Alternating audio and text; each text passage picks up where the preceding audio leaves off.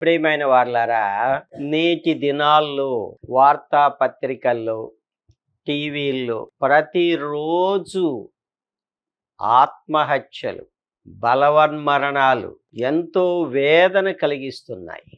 ఒక్కళ్ళు చనిపోవట్ల, కుటుంబంలో ఒకసారి ముగ్గురు చనిపోతున్నారు, నలుగురు చనిపోతున్నారు. బలవంతంగా తల్లి పిల్లలకి విషాన్ని ఇస్తుంది, బలవంతంగా భర్త భార్యకి విషమిస్తున్నాడు. వీటన్నిటికీ పరిష్కారం ఎక్కడ ఉన్నది? పేపర్లో ఒక వార్త వచ్చింది. ఆత్మహత్యల్లో ఆంధ్రప్రదేశ్ 3వ స్థానంలో ఉందంట. ఎంతో బాధకరమైన విషయం, హృదయాన్ని కలిచివేస్తున్నది. మరి ఇలాంటి దానికి లోకంలో ఎక్కడ ఎవరి యొద్ద కూడా సమాధానం లేదు. నా వరకు నేను ఎవరన్నా ఇలా చనిపోతే ఆత్మలో బాధపడతాను. దేవుని వాక్యం వారి జీవితాల్లో ఉంటే ఇలా జరగదు అని బాధపడతాను. సువార్తను వింటే యేసు ప్రభు ఇచ్చే రక్షణ, పాప క్షమాపణ పొందుకుంటే ఎవ్వరు కూడా ఆత్మహత్యలకు గురి కారు, వెళ్ళరు, అలాంటి తీవ్రమైన నిర్ణయం తీసుకోరు. మరి దీనికి పరిష్కారం ఎక్కడ ఉన్నది? దేవుని వాక్యంలో చూద్దాం రండి. కీర్తనల గ్రంథం 62వ కీర్తన 1వ వచనం చూద్దాం. చూడండి. నా ప్రాణము దేవుని నమ్ముకొని మౌనముగా ఉన్నది. నువ్వు ప్రాణం తీసుకోవాలి, నేను చచ్చిపోవాలి, నా జీవితం మీద విరక్తి కలిగింది, నాకు నిరాశ వచ్చింది, నాకు ఎవరి వల్ల సుఖం లేదు, నా జీవితం అంతా కష్టాలే అనుకునే వారలారా, మీతో మాట్లాడుతున్నాడు ప్రభు. నా ప్రాణము దేవుని నమ్ముకుని మౌనముగా, ప్రభువుని నమ్ముకున్నావనుకో, నీ ప్రాణానికి ఆయనే రక్షణ, నీ దేహానికి ఆయనే రక్షణ, నీ ఆలోచనలు, నీ కష్టాలకి, నీ వేదనలకి, నీ దుఃఖానికి, నీ సమస్యలకి ఆయన ద్వారానే పరిష్కారం. తెలుసుకోండి ప్రభు సన్నిధిలో. మా దగ్గరికి ఎన్నో సాక్ష్యాలు ఉన్నాయి ఇలాంటి వాటి. నా ప్రాణము దేవుని నమ్ముకొని, ప్రాణం తీసుకోవద్దు. ప్రాణం ఇలాంటి బలవన్మరణానికి గురి చేయకూడదు. ఇది సైతాను ప్రభావం. చచ్చిపోవాలి అనుకుంటాం సైతానుడి యొక్క ప్రేరేపణ. జీవించాలి, బ్రతకాలి అనుకుంటాం క్రీస్తు ప్రభు అనుగ్రహించే కృపా ప్రేరేపణ. ఈ వాక్య వినే మనలో చనిపోవాలన్న ఆశ, విసిగి ఉన్నవాళ్ళు, నిరాశలో ఉన్నవారు, బ్రతుకు మీద ఆశ లేనివారు దేవుని యొక్క వాక్యం వినండి. నా ప్రాణము దేవుని నమ్ముకొని మౌనముగా ఉన్నది. ఎందుకని మౌనంగా? ఆయన వలన నాకు రక్షణ కలుగను. ఎవ్వరు నిన్ను రక్షించలేరు, ఎవ్వరు నిన్ను కాపాడలేకపోయినా దేవుడు నిన్ను కాపాడతాడు. ఎవ్వరు నిన్ను విడిచిపెట్టినా నిన్ను విడివని ఎడబాయని క్రీస్తు ప్రభు ఉన్నాడు. నువ్వు ఎక్కడికో వెళ్ళనవసరం లేదు. నీ ఉన్న చోటున మోకరించి, హృదయాన్ని విప్పి, నోరు విప్పి ప్రభు సన్నిధిలో ప్రభుని ప్రార్థన చేస్తే ఆయనే నీ దగ్గరకు వస్తాడు. నువ్వెక్కడికి వెళ్ళవలసిన లేదు. నీతో మాట్లాడతాడు, నిన్ను ఆదరిస్తాడు, నిన్ను బలపరుస్తాడు. నీ నిరాశను తీసివేసి నీకు ఆశని, నిరీక్షణని, విడుదలని, విమోచనని కలుగచేస్తాడు. నా ప్రాణము దేవుని నమ్ముకొని మౌనముగా ఉన్నది, ఆయన వలన నాకు రక్షణ. మరి దేవుడు ఎలాంటి వాడు? ఆయనే నా ఆశ్రయ దుర్గము. ఎవరో ప్రభు. నీకు ప్రమాదంలో ఉన్నప్పుడు, లేకపోతే నువ్వు ఆపదలో ఉన్నప్పుడు, లేకపోతే నువ్వు కష్టాల్లో, కన్నీరులో ఉన్నప్పుడు ఆయనే నా ఆశ్రయదుర్గము, ఆయనే నా రక్షణకర్త, ఆయనే. ఇక రెండవ ఆప్షన్ లేదు. ఇక క్రీస్తు ప్రభు తప్ప నిన్ను రక్షించేవారు ఈ లోకంలో ఎవ్వరూ లేరు. క్రీస్తు ప్రభు కాపుదల కన్నా గొప్ప కాపుదల ఈ లోకంలో లేదు. మరణము సహితము తప్పించుట యెహోవా వశము. మరణము నుండి మన ప్రాణాన్ని జారి పడకుండా మన ప్రాణాన్ని తప్పించే దేవుడు, తొట్టిల్లకుండా మనలను కాపాడే దేవుడు. అమ్మలారా, అయ్యలారా, యవనస్తులారా, పెద్దలారా, చిన్నలారా, డబ్బులున్నాయి, పేరు ప్రఖ్యాతులున్నాయి, జీవితములో అసంతృప్తి, ఇంటిలోకి వెళతంలోనే ఒక రకమైన నిర్లిప్తత, చీకటి ఆవరించేస్తుంది. బయట వీళ్ళందరూ గొప్పోళ్ళు, పేరు ప్రఖ్యాతులు గలవాళ్ళు, కారుల్లో తిరుగుతారు. ఇంకా వీళ్ళకి మనమేమంటే ఏ కొదువ లేదంటారు. అసలు ఇలాంటి వాళ్ళే దేవుళ్ళు లేని వాళ్ళు. క్రీస్తు ప్రభు నీలో ఉంటే దేవుడిచ్చే శాంతి, సమాధానం, ఆనందం, సంతోషం, నిరీక్షణ కన్నా ఈ లోకంలో గొప్పది ఏదీ లేదు. అది యేసు ప్రభు ఒక్కడే ఇస్తాడు. ఆయనే నా ఆశ్రయదుర్గము, ఆయనే నా రక్షణకర్త, ఎత్తైన నా కోట. ఎవరు? అన్నిటికన్నా ఎత్తైన సర్వాధికారి, మహోన్నతుడు, మహాగణుడు. ఆయనకి అసాధ్యమైనది ఏదీ లేనే లేదు. దేవుని కార్యాలు దేవుని బిడ్డల్లో జరుగుతాయి. అగ్నిని ఆర్పగలిగిన దేవుడు, సింహాల నోళ్లను మూయించిన దేవుడు. మెనే టెకెల్ ఉఫార్సిన్, నీ పని అయిపోయింది అన్నాడు, ఆ రాత్రి అయిపోయాడు. దేవుడు అలాంటి వాడు.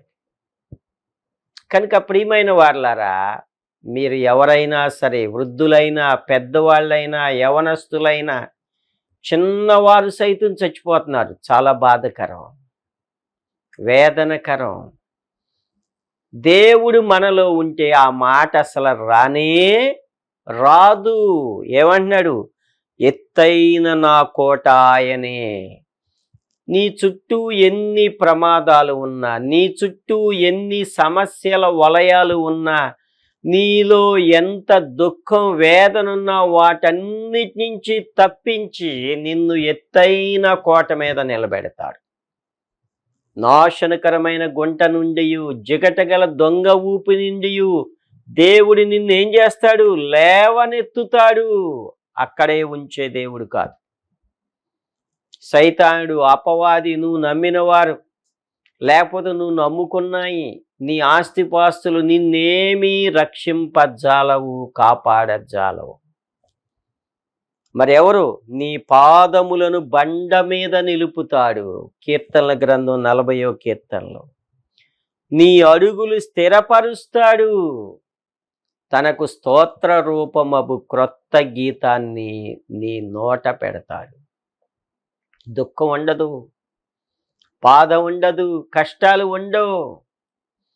నా ప్రియమైన వారలారా, మన జీవితాల్లో నీ ప్రాణానికి ఆయన ఒక్కడే పరిష్కారం.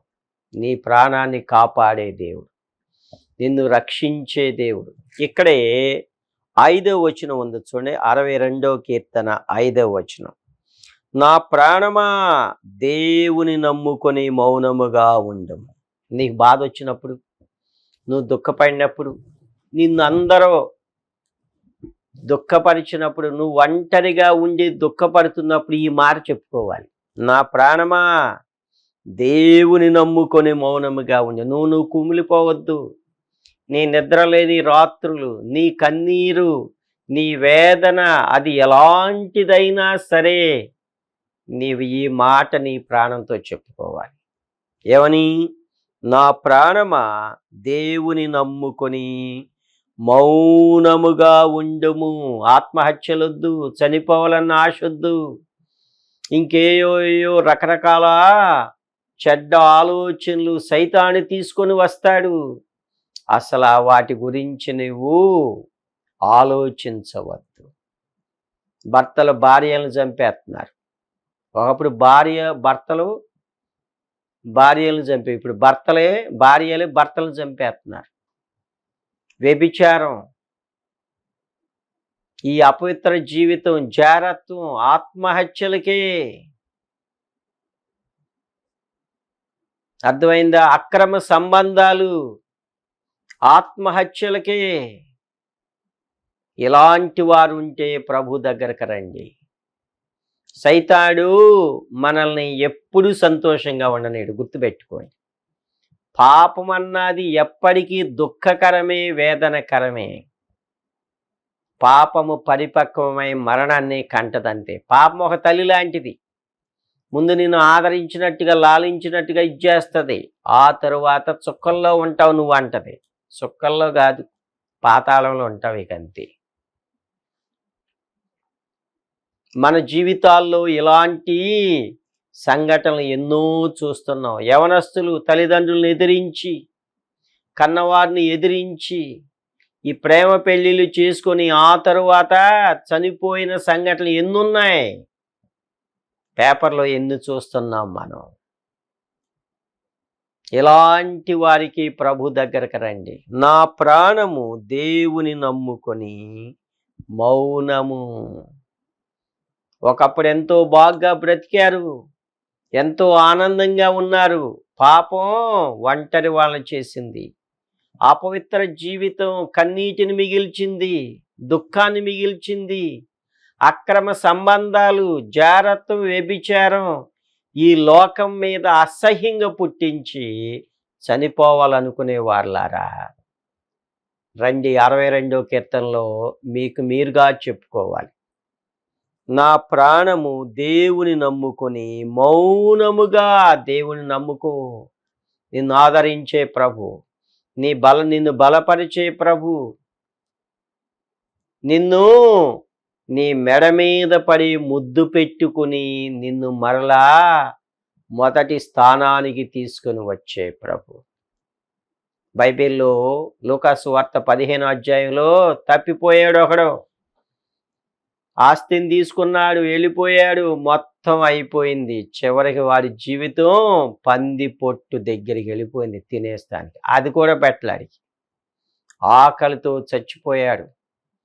ఒకప్పుడు స్టార్ వాటలో ఉండేవాడేమో, ఇప్పుడు ఏమైపోయాడు? స్టార్ కాదు, ఇప్పుడు వాడు జీరో అయిపోయాడు. అంతే. ఇక అప్పుడు బుద్ధి వచ్చింది. నా తండ్రి ఇంట కూలి వాళ్లకు ఎంతో ఆహారం ఉంది, నేను ఇక్కడ ఆకలితో చచ్చిపోతున్నాను. నా తండ్రి దగ్గరికి వెళ్ళి కూలివానిగానైనా ఉంటానని వెళ్ళాడు. కూలివానిగా కాదు, మళ్ళీ కుమారుడిగానే వాణ్ణి అంగీకరించాడు. అలాంటి ప్రభు, మన పాత వాటిని జ్ఞాపకం చేసుకునే ప్రభు కాదు. నేనే నా చిత్తానుసారంగా నీ అతిక్రమములను తుడిచివేయుచున్నాను, వారి పాపములు ఇక ఎన్నటికీ జ్ఞాపకము చేసుకొనని ప్రభు చెప్తున్నాడు. కనుక ప్రియమైన వారులారా, పెద్దోళ్ళు ఉన్నారు, వయసు మీరిన వారు చాలామంది ఆదరణ లేకుండా ఉండేవాళ్ళు ఉన్నారు. పెద్దలను తృణీకరించవద్దు. యవనస్తులు, కుమారులు, కోడళ్ళు, పెద్దలని మీరు ఆదరించండి, వారి అవసరాలను తీర్చండి. వారు బాధపడితే మనకి క్షేమం లేదు, ఆశీర్వాదం లేదు. చిన్నపిల్లలు, మనవళ్ళు, మనవరాళ్ళు పెద్దలను చూడండి. ఒకడన్నాడు, మా నాన్న మా అమ్మకి పైనేస్తాను, నేనేమో కింద ఉంటానని అన్నాడు. ఎరా నీకు అమ్మ నాన్న నీకు అడ్డమా? నువ్వు వారితో గడుపు, వారితో ముచ్చటించు, వారితోనే నీ జీవితం ఉండాలి, అంతేగాని సపరేట్గా కాదు అని చెప్పాను నేను. కనుక ప్రియమైన వారులారా, మన జీవితాల్లో ఆత్మహత్యలు, బాధించబడటం, వేదన పడటం ఉంటే ప్రభు దగ్గరకు రండి. నా ప్రాణమా దేవుని నమ్ముకొని మౌనముగా ఉండము, ఆయన వలనే నాకు నిరీక్షణ కలుగుచున్నది. యేసు ప్రభులో ఉన్న ప్రత్యేకత ఇదే ప్రియమైన వాళ్ళ. నీకు ఆశ లేనప్పుడు నీకు ఆశను కలిగించే దేవుడు.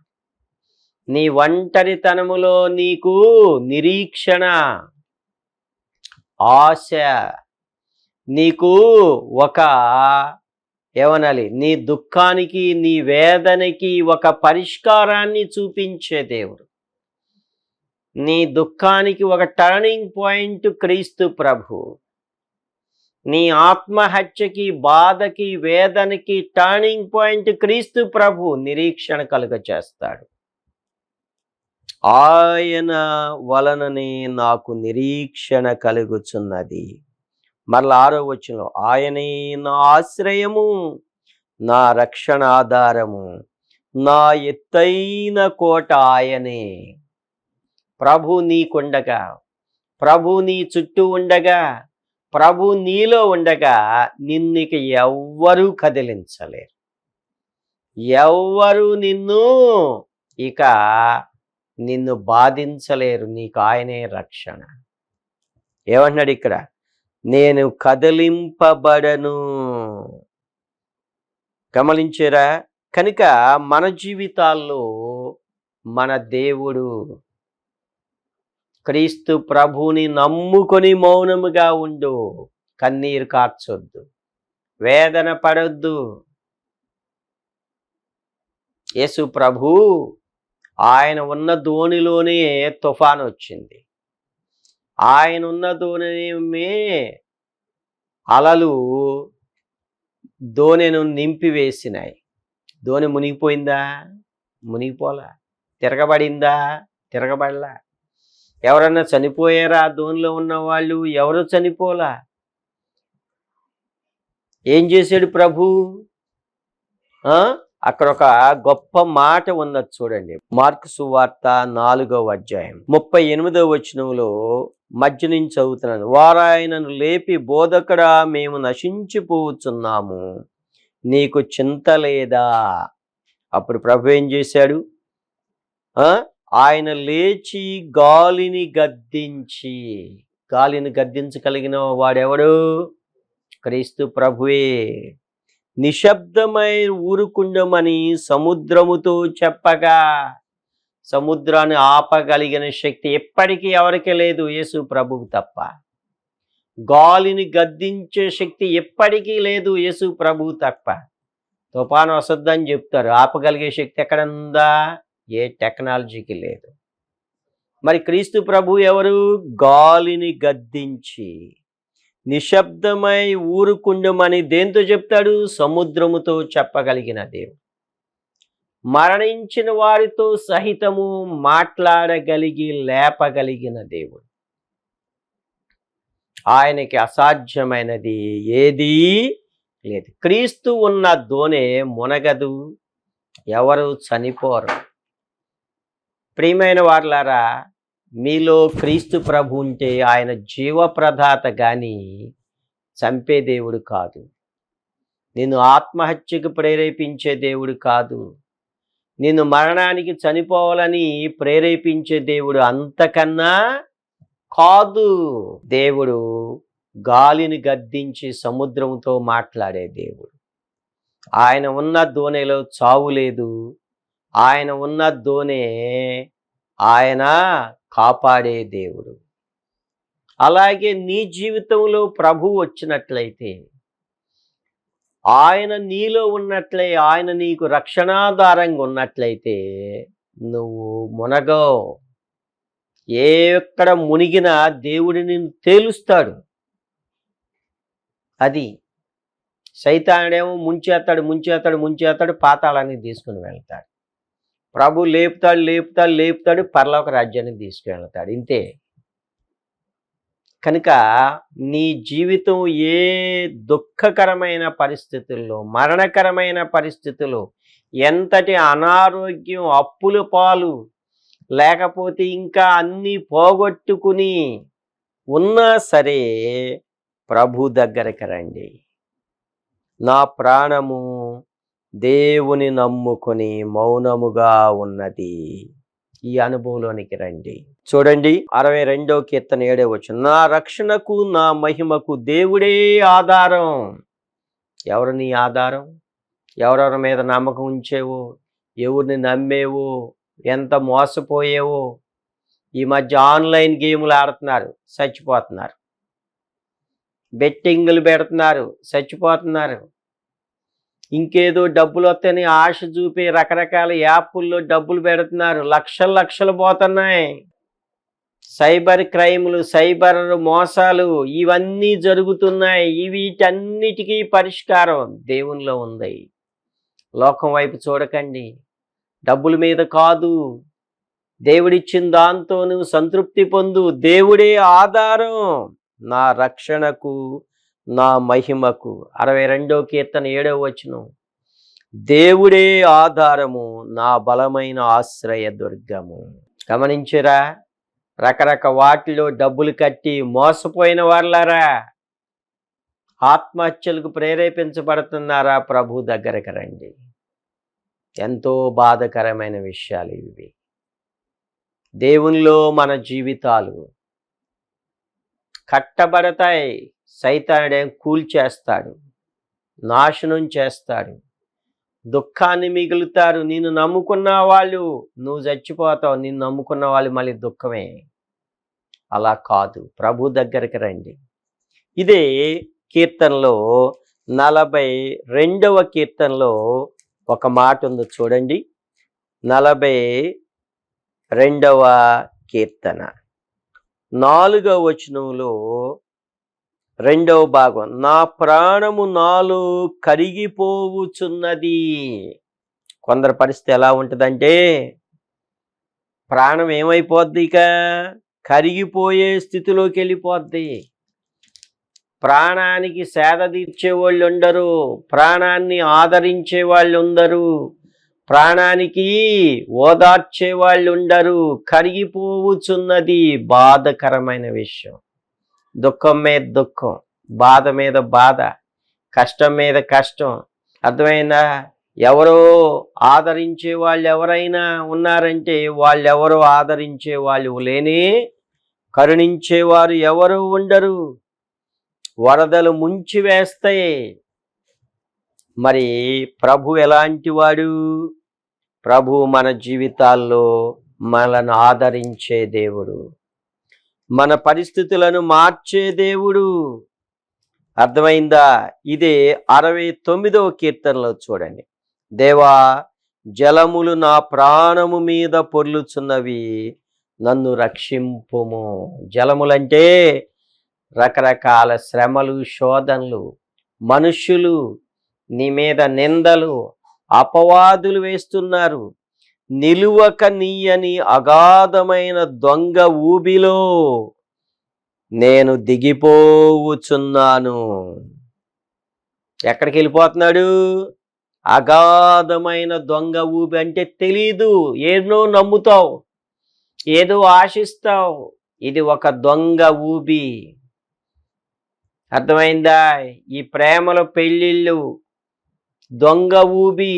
చెప్పిన మాటలు వింటావు, ఏదో అనుకుంటావు, దొంగ ఊబిలో దిగిపోతావు, ఇక పైకి రాలేవు, చచ్చిపోవాలనుకుంటావు.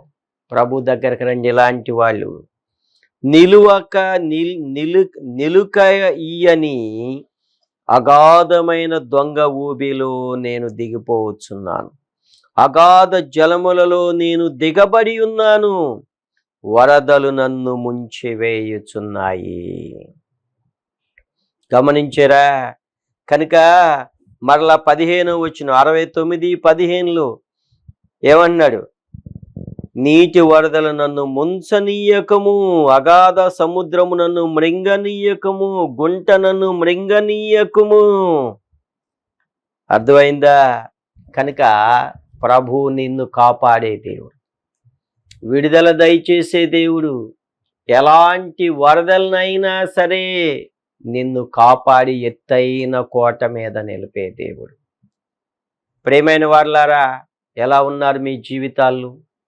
23వ కీర్తనలో ఏమనుంది? నా ప్రాణమునకు ఆయన సేద తీర్చుచున్నాడు. నీ ప్రాణానికి సేద తీర్చే దేవుడు నీకున్నాడు. ప్రాణం తీసుకోబాక. నీ ప్రాణం కృంగిపోయిన స్థితిలో దేవుడు నీకు నిరీక్షణ కలుగ చేస్తాడు. 42వ కీర్తన, 43వ కీర్తన అవే ఉన్నాయి. అర్థమైందా?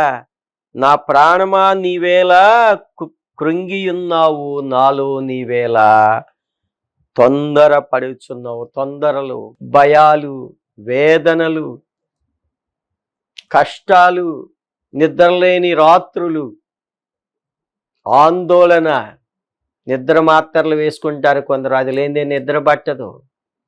మరి వీటన్నిటికీ ఎక్కడ పరిష్కారం ఉన్నది? ప్రభు సన్నిధిలో నీకు పరిష్కారం ఉన్నది.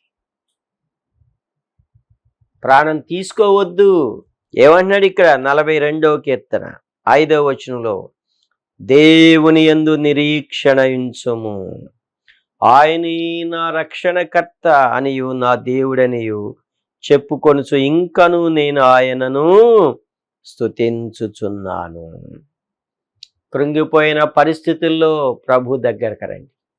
ప్రాణం కరిగిపోయిన పరిస్థితుల్లో ప్రభు దగ్గరకు రండి. విసికి వేసాడిన వారులారా ప్రభు దగ్గరకు రండి.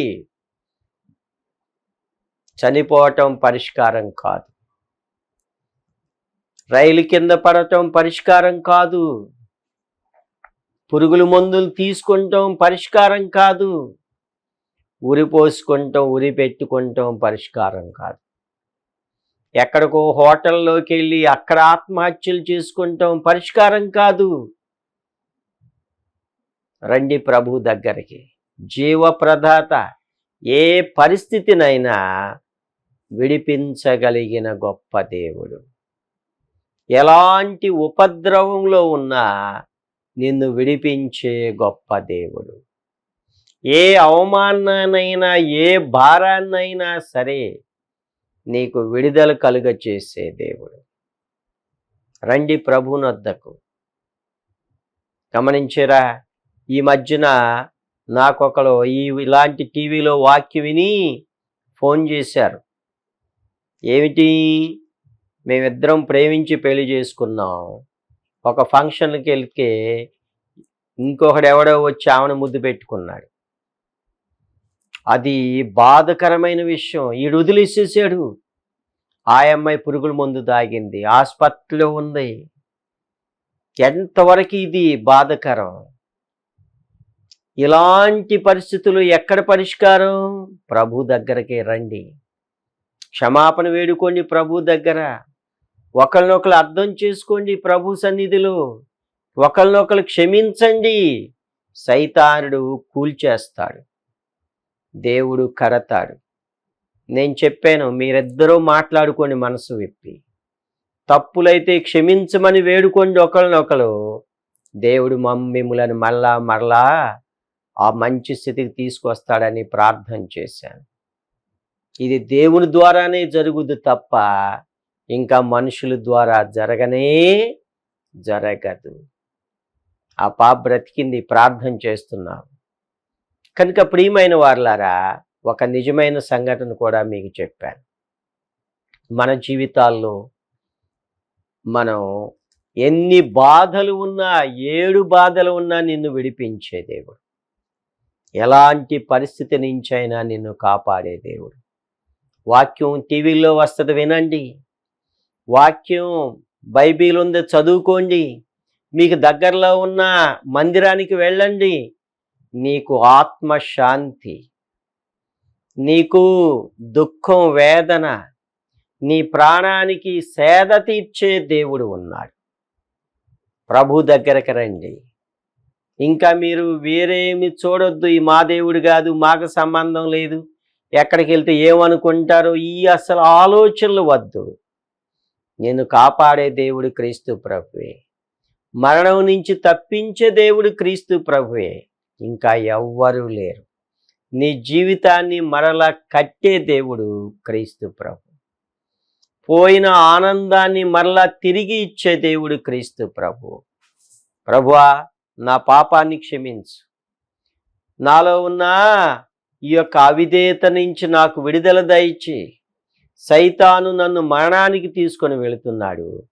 నువ్వు రక్షించే దేవుడు, కాపాడే దేవుడు. నన్ను కాపాడు ప్రభువా. శిలువలో కార్చిన పరిశుద్ధ రక్తముతో నన్ను కడిగి పవిత్రపరచునాయనని ప్రార్థన చేయి. ప్రభు నిన్ను కాపాడతాడు. ప్రభు నిన్ను రక్షిస్తాడు.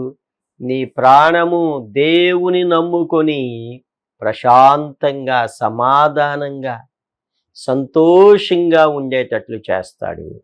అలాంటి ధన్యకరమైన జీవితాన్ని ప్రభు నీకు అనుగ్రహించునుగాక.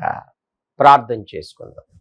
పరిశుద్ధుడా, దయగల తండ్రి, ఈ కడవరి దినాల్లో మా ప్రభువా తండ్రి, ప్రజలు ప్రేమ చల్లారిపోయిన దినాల్లో ఉండగా తండ్రి, నాయనా వారితో మీరు మాట్లాడండి.